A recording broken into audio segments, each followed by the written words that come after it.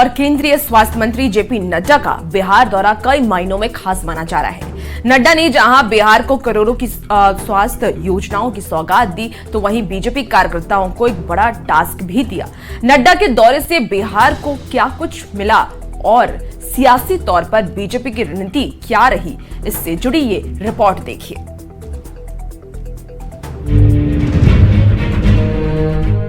केंद्रीय स्वास्थ्य मंत्री और बीजेपी के राष्ट्रीय अध्यक्ष जेपी नड्डा अपने बिहार दौरे में एक के बाद एक कई स्वास्थ्य योजनाओं की सौगात दे रहे हैं। पटना, दरभंगा, गया, भागलपुर और मुजफ्फरपुर में अरबों की लागत से बने मेडिकल अस्पताल और स्वास्थ्य योजनाओं की उन्होंने सौगात दी, तो बिहार के स्वास्थ्य मंत्री गदगद नजर आए।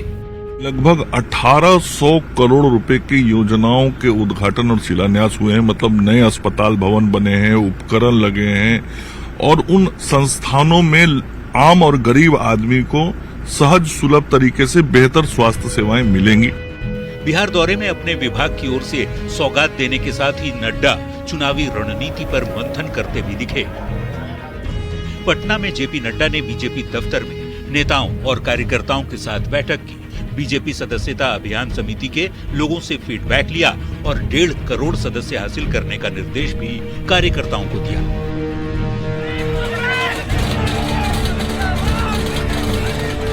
पटना सिटी के खाजे कलां घाट स्थित सामुदायिक भवन में आयोजित अनुसूचित जाति परिवार के बीच पार्टी के सदस्यता अभियान कार्यक्रम में शिरकत करते हुए नड्डा ने 2 सितंबर से चलाए जा रहे बीजेपी के सदस्यता अभियान को और रफ्तार दिए जाने की अपील कार्यकर्ताओं से की।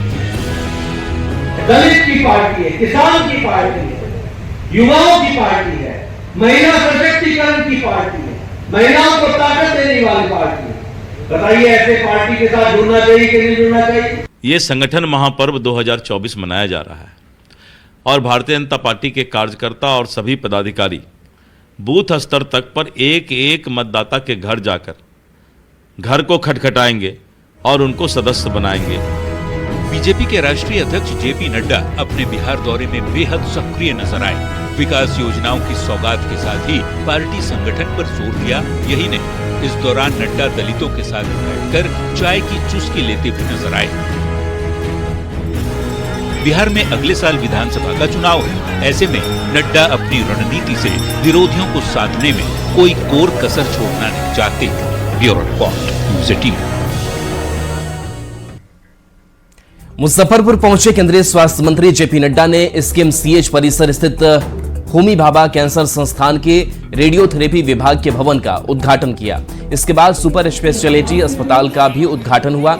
इस दौरान डिप्टी सीएम सम्राट चौधरी, विजय सिन्हा, मंगल पांडे सहित गणमान्य मौजूद रहे। इस दौरान जेपी नड्डा ने कहा कि बिहार में स्वास्थ्य के क्षेत्र में बेहतर काम हो रहा है। अगर देश में बेहतर स्वास्थ्य व्यवस्था चाहिए तो सही जगह वोट का इस्तेमाल करें। उन्होंने कहा कि आपका एक वोट आपके देश का विकास या विनाश करता है। केंद्रीय स्वास्थ्य मंत्री जेपी नड्डा ने आज मुजफ्फरपुर के एसकेएमसीएच में बने 150 करोड़ की लागत से 210 बेड वाले सुपर स्पेशलिटी अस्पताल का उद्घाटन किया। साथ ही साथ होमी भाभा कैंसर संस्थान के रेडियोथेरेपी विभाग के बिल्डिंग का भी उन्होंने उद्घाटन किया है। मुजफ्फरपुर में आज ये बड़ी सौगात जो है कहीं न कहीं मिली है और इसको लेकर केंद्रीय स्वास्थ्य मंत्री जेपी नड्डा यहाँ पर पहुंचे थे। उन्होंने इसका उद्घाटन किया है। पूरे बिल्डिंग को देख सकते हैं, भव्य रूप से सजाया गया है, पूरे लाइट से डेकोरेट किया गया है। मुजफ्फरपुर आज जेपी नड्डा पहुंचे थे, उन्होंने इसका उद्घाटन किया। साथ ही साथ मंच से संबोधित करते हुए उन्होंने बिहार में स्वास्थ्य सुविधाओं को लेकर सीधी तौर पे उन्होंने कहा है कि बिहार में और डबल इंजन की सरकार में यह जो काम है वह लगातार होगा। देश में भी बेहतर स्वास्थ्य सुविधाएं दिए जा रहे हैं। बिहार में अभी कई मेडिकल कॉलेज बनाए जाएंगे, जहां पर अभी तक मेडिकल कॉलेज के बारे में किसी ने सोचा नहीं था, उन जगहों पर भी अब मेडिकल कॉलेज बनाए जाएंगे। साथ ही कई एम्स जो है वह बनाए जाएंगे। तो स्वास्थ्य के क्षेत्र में कई बड़े काम जो है वह पीएम मोदी के नेतृत्व में देश में हो रहा है। ये तमाम बातें जेपी नड्डा ने कही। साथ ही साथ उन्होंने यह भी कहा है कि आने वाले वक्त में अगर आप ऐसे ही काम को होता देखना चाहते हैं तो जो भी अभी फिलहाल सरकार में है उन्हें मत बदलिए, उन्हीं को वोट दीजिए, क्योंकि आपके एक वोट से आपके देश में स्वास्थ्य सुविधा बेहतर हो सकती है। मुजफ्फरपुर से न्यूज़ 18 के लिए प्रियांक सौरभ। बताइए बिहार बदल रहा है कि नहीं बदल रहा है? जरा जोर से बोलो, मेरे को थोड़ा ऊंचा सुनता। बदलना है कि नहीं बदलना है? नेशनल हाईवे बन रहा है कि नहीं बन रहा है? एक्सप्रेस हाईवे बन रहा है कि नहीं बन रहा है? 4 लेन बन रहा है कि नहीं बन रहा है? एलिवेटेड रोड बन रहा है कि नहीं बन रहा है? अंडर ब्रिज बन रहा है कि नहीं बन रहा है? बिहार बदल रहा है कि नहीं बदल रहा है? बिहार को बदलना है कि नहीं बदलना है? अगर बिहार को बदलना है तो यहाँ बैठे लोगों को नहीं बदलना है, ये ध्यान में रखना है। बिहार में दूसरे एम्स को लेकर सांसद संजय झा ने कहा कि ये बहुत बड़ा अचीवमेंट है। दूसरा एम्स दरभंगा में बनने जा रहा है। केंद्रीय स्वास्थ्य मंत्री जेपी नड्डा ने दरभंगा एम्स की जगह का निरीक्षण किया, साथ ही जल्द ही काम शुरू होगा। अचीवमेंट है बिहार के लिए जो दरभंगा में एम्स बनने जा रहा है। ये बिहार का दूसरा एम्स है और माननीय प्रधानमंत्री जी को धन्यवाद। मुख्यमंत्री जी ने तय किया, नीतीश कुमार जी ने, कि दरभंगा में एम्स बने।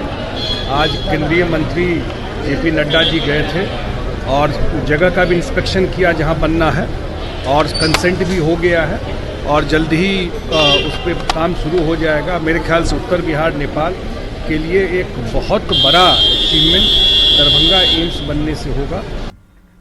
सोशल मीडिया पर लालू प्रसाद से नीतीश कुमार की मुलाकात का एक वीडियो वायरल किया जा रहा है, लेकिन नीतीश कुमार ने साफ कर दिया कि वो अब कभी आरजेडी के साथ नहीं जाएंगे। नीतीश के बयान के बाद लालू प्रसाद की बेटी रोहिणी आचार्य ने सोशल मीडिया एक्स पर एक पोस्ट लिखा है, जिस पर प्रतिक्रियाओं का दौर तेज हो गया है। सवाल है कि नीतीश कुमार को लेकर भ्रम कौन फैला रहा है। इन दिनों बिहार में एक वीडियो तेजी से वायरल हो रहा है। लालू प्रसाद से नीतीश कुमार की मुलाकात का वीडियो सोशल मीडिया पर तेजी से वायरल किया जा रहा है, ये बताते हुए कि 3-4 दिनों के अंदर नीतीश कुमार और तेजस्वी यादव की ये दूसरी मुलाकात है। इसी बीच नीतीश कुमार ने एक बड़ा बयान दिया। नीतीश ने कहा, 2 बार गलती की, अब आरजेडी के साथ कभी नहीं जाऊंगा। हमसे गलती किया, 2 बार हम कभी उन लोगों को साथ किए और फिर बाद में हटा दिए, हम कभी इधर उधर नहीं जाएंगे।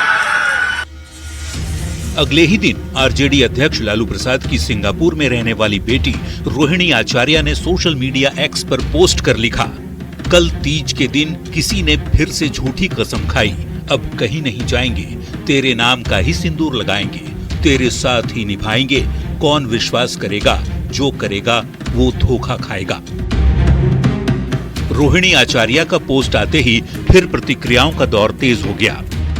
पूरा का पूरा राजद का कुनबा सिर्फ और सिर्फ अफवाह फैलाने में लगा हुआ है।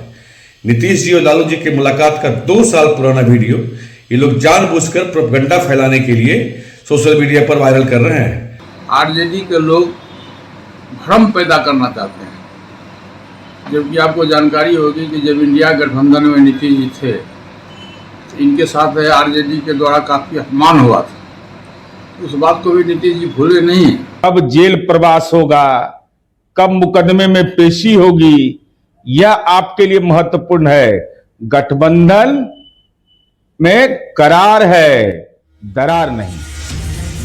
सवाल है कि नीतीश कुमार को लेकर आखिर कौन भ्रम फैला रहा है। क्या नीतीश कुमार को लेकर अब भी आरजेडी आशान्वित है? अगर नहीं तो फिर रोहिणी आचार्य ने सोशल मीडिया पर ऐसा पोस्ट क्यों लिखा?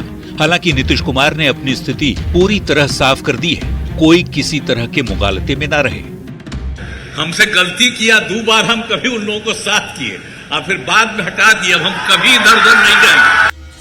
सवाल है कि क्या 2025 के विधानसभा चुनाव के पहले एनडीए में दरार डालने की मंशा से नीतीश कुमार को लेकर भ्रम फैलाया जा रहा है? अगर हाँ, तो क्या सच में इस पूरी कवायद के पीछे आरजेडी है?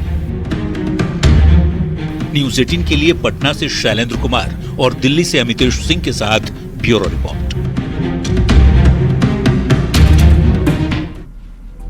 सीएम नीतीश कुमार पर रोहिणी आचार्य के पोस्ट पर सांसद संजय झा ने कहा कि एनडीए बिहार में मजबूती से एक साथ है और 2025 का चुनाव साथ लड़ेगी। तो बिहार में एक बार फिर से सियासत तेज हो गई है, जहां एक तरफ सोशल मीडिया पर एक वीडियो वायरल किया जा रहा है जिसमें सीएम नीतीश कुमार लालू प्रसाद यादव से मिलते नजर आ रहे हैं। उस पर नीतीश कुमार ने साफ कह दिया है कि अब वो बीजेपी के साथ हैं और हमेशा वो एनडीए के साथ ही रहेंगे।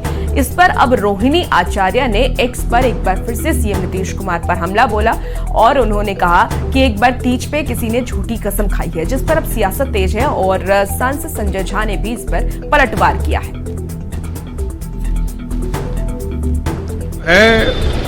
2005 से बिहार में जो परिवर्तन हुआ उसमें जेडीयू और बीजेपी ने साथ काम किया और मुख्यमंत्री जी ने टाइम एंड अगेन इस बात को स्पष्ट किया है हर एक प्लेटफॉर्म से।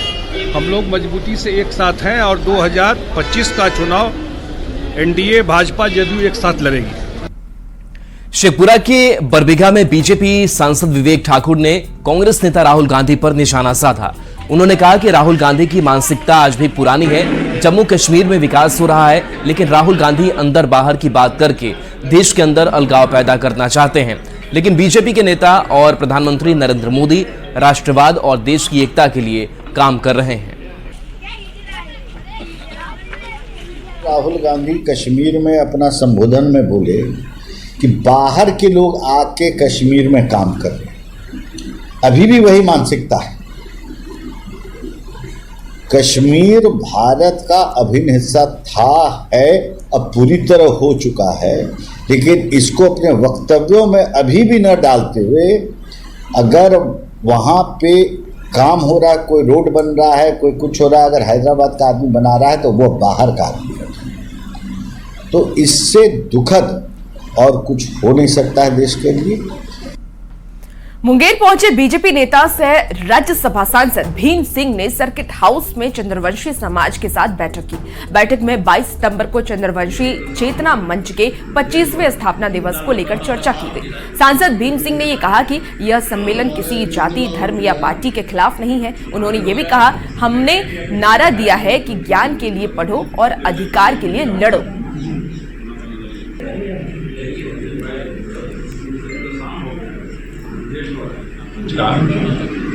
25वां वर्षगांठ आगामी 22 सितंबर 2024 को पटना के श्री कृष्ण मेमोरियल हॉल में होने जा रहा है और साथ ही साथ चंद्रवंशी ललकार सम्मेलन भी है। तो ये दोनों कार्यक्रमों की सफलता के लिए हम राज्यव्यापी कार्यकर्ता संपर्क अभियान पर निकले हैं। राज्य में मुख्यमंत्री आवास पर बड़ी संख्या में एबीवीपी के छात्रों ने जेएमएम का हाथ थामा। इस दौरान मुख्यमंत्री हेमंत सोरेन, मंत्री मिथिलेश ठाकुर, सांसद महुआ माझी, जेएमएम जिला अध्यक्ष मुश्ताक आलम मौजूद रहे। धर्मेंद्र महतो, सामने कमलेश महतो, इधर सामने भी। ऐसे लोगों के लिए एक बहुत बड़ा जवाब है जो सिर्फ घड़ियाली आंसू बहाते हैं, युवाओं को दिग्भ्रमित करते हैं। नियोजन रीति जो सरकार हमारी बनाई, माननीय मुख्यमंत्री जी ने फुल प्रूफ नियोजन नीति बनाई थी, जिसमें पूरी तरह से झारखंड के हमारे जो युवा शिक्षित बेरोजगार हैं वो उनकी नियुक्ति होती, इनके नुमाइंदे जाकर न्यायालय में उसको निरस्त करवाते हैं। 60-40 का एक फितुर जनता के दिमाग में ये डालने का काम करते हैं, युवाओं के दिमाग में डालने का काम करते हैं। सैकड़ों युवाओं के जेएमएम में शामिल होने पर बयानबाजी अब तेज हो गई है। बीजेपी विधायक रणधीर सिंह ने हेमंत सरकार पर हमला बोलते हुए ये कहा कि जेएमएम झूठा अफवाह उड़ा रही है। नहीं गया, सारे युवा भारतीय जनता पार्टी के साथ है, एनडीए के साथ है। एक झूठा एक सिफुगा छोड़ने का काम किया। आज मैंने अखबार में, आज मेरे चैनल में न्यूज देखा कि अखिल भारतीय विद्यार्थी परिषद के लोग चले गए। अखिल भारतीय विद्यार्थी परिषद के लोग जो है राष्ट्रपति की भावना के साथ काम करने वाले नौजवान होते हैं, छात्र होते हैं, वो कभी झारखंड मुक्ति मोर्चा में जा नहीं सकते हैं। ये झूठा अफवाह इस सरकार उड़ा रही है। मुजफ्फरपुर के चर्चित किडनी कांड की पीड़ित सुनीता ने केंद्रीय स्वास्थ्य मंत्री जेपी नड्डा से मिलकर किडनी लगाने की गुहार लगाई। जेपी नड्डा ने जाते जाते उसकी बात को रुक कर सुना और फिर कहा कि जल्दी उनके लिए कुछ करेंगे। इस दौरान डिप्टी सीएम सम्राट चौधरी ने भी कहा कि हम सब जल्द आपके लिए कुछ करेंगे। बता दें कि 2022 में मुजफ्फरपुर के बरियारपुर में एक निजी क्लिनिक में गर्भाशय के ऑपरेशन के दौरान सुनीता की दोनों किडनी निकाल ली गई थी। उसके बाद से वो लगातार एसकेएमसीएच में डायलिसिस पर जिंदा है। हालांकि आरोपी डॉक्टर को कोर्ट ने सजा सुना दी है, वो जेल में बंद है। मंत्री से क्या बोले? कहे कि जो उपाय करते हैं। क्या मांगे तुमसे? क्या मिलके बात हुई? क्या कहते हैं कि किडनी लगवा दीजिए तो कहते हैं उपाय करेंगे। उपाय करेंगे। केंद्रीय मंत्री सांत्वना दिए हैं। बात हुआ तो बोले शासन दिए है कि यहाँ व्यवस्था हो रहा है, लग जाएगा, हो जाएगा, व्यवस्था हो रहा है, हो जाएगा, किडनी लग जाएगा। ये बोलेंगे व्यवस्था हो रहा है। मुख्यमंत्री भी बोले हैं, सम्राट चौधरी भी बोले हैं, मुख्यमंत्री जी बोले हैं। सांसद बनने के बाद पहली बार विवेक ठाकुर ने नवादा सदर अस्पताल का निरीक्षण किया। इस दौरान स्वास्थ्य कर्मियों में हड़कंप मच गया। निरीक्षण के दौरान सांसद ने सर्जिकल वार्ड, इमरजेंसी वार्ड, प्रसूति वार्ड सहित सभी वार्डों का जायजा लिया। सदर अस्पताल की जर्जर भवन को देखकर उन्होंने चिंता जाहिर की और इसके बाद उन्होंने सिविल सर्जन को कई आवश्यक दिशा निर्देश भी दिए। सांसद ने यह कहा कि सकारात्मक सोच के साथ सदर अस्पताल का निरीक्षण किया है। मेरा प्रयास यही होगा कि जल्द से जल्द अत्याधुनिक सुविधाओं से लैस अस्पताल का निर्माण कराया जाए। आज पहली बार आए जी। अब बहुत दिन से ये था कि हमको सदर अस्पताल आना है और सकारात्मक सोच के साथ आए हैं कि बिल्डिंग भी बहुत पुराना है, कुछ एरिया इसका जो है तो इतना पुराना हो गया है कि वो अब नॉट फिट फॉर यूज जो बोला जाता है सो हो गया है। अब विकल्प कैसे खड़ा हो, तो कहाँ हम लोग की भूमिका हो सकती है, सहयोग हो सकता है। नवादा में एक नया बढ़िया सा एकदम आधुनिक सदर अस्पताल बना। और इस बीच छपरा से बड़ी खबर, जहां प्रशासन की गाड़ी से हादसा हो गया है। हादसे में बच्चे की मौत हो गई है। सरकारी गाड़ी से धक्का लगने से मौत की खबर है। घटना के बाद ड्राइवर गाड़ी लेकर फरार हो गया है। तो छपरा से ये बड़ी खबर, जहां सड़क हादसा सामने आया है। प्रशासन की गाड़ी से हादसा हुआ है। हादसे में बच्चे की मौत हो गई है। तस्वीर आपको दिखा रहे हैं। सरकारी गाड़ी से धक्का लगने से मौत की बात कही जा रही है।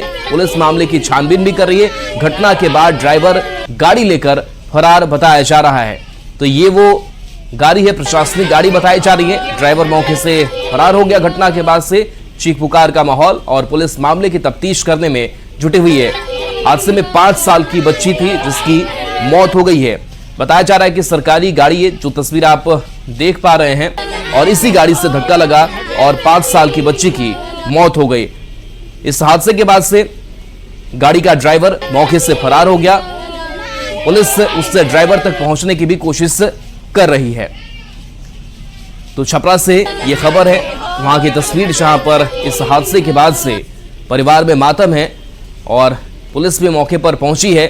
हादसे में बच्चे की मौत हो गई। बताया जा रहा है कि प्रशासन की गाड़ी, और यही वो गाड़ी है जिस गाड़ी से यह हादसा हुआ, जिससे टक्कर हुई और 5 साल की बच्ची की जान चली गई।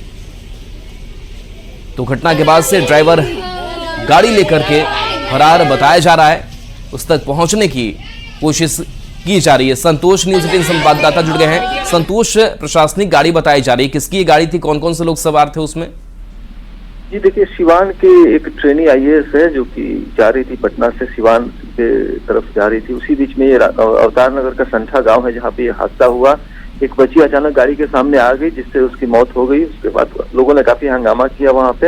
हालांकि प्रशासन ने तुरंत ही गाड़ी को जब्त कर लिया, बात की गई, उस गाड़ी की लोकेशन ली गई। उसके बाद ड्राइवर खुद ही गाड़ी लेकर के वहाँ पे थाने पे चला आया और जो IAS उसमें बैठी हुई थी, एक महिला IAS सिवान जिले की बताई जा रही है, तो उनको फिर दूसरी गाड़ी से भेजा गया सिवान। और इस हादसे के बाद प्रशासन ने कहा कि इस कानूनी कार्रवाई की जाएगी। आप देख सकते हैं कि तस्वीरों में कानूनी कार्रवाई की जा रही है। गाड़ी को जब्त करके थाने में रखा गया था और जो भी विधि सम्मत कार्रवाई है उसका SP ने निर्देश दिया था थाने को। और कार्रवाई के बाद लोग शांत हुए। काफी देर तक रात में शव का पोस्टमार्टम कराया गया और शव को फिर बच्ची को भेज दिया गया। ये जो अवतार नगर थाना क्षेत्र है, वहाँ आए दिन ऐसी घटनाएं होते रहती है क्योंकि रोड काफी संकीर्ण हो गया है। रोड की अगल बगल जो है बालू वाले ट्रक खड़े रहते हैं। बिल्कुल, तो बड़ा हादसा हो गया। बहुत बहुत शुक्रिया इस अपडेट के लिए आपका। और फिलहाल रुकते हैं एक छोटे से ब्रेक के लिए, जल्द हाजिर होंगे।